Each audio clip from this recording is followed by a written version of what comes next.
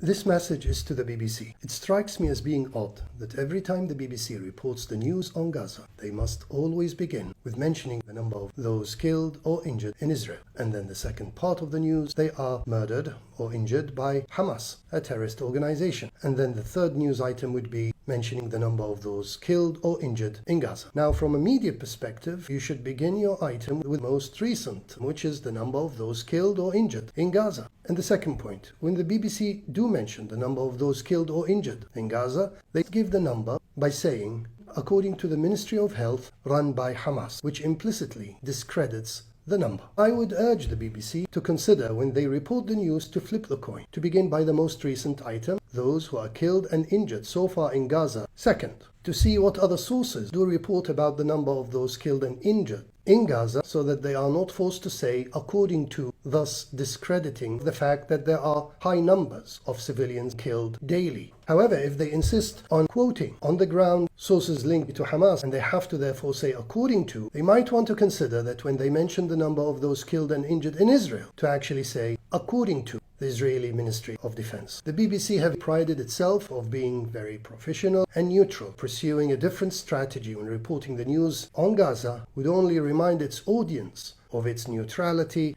and professionalism.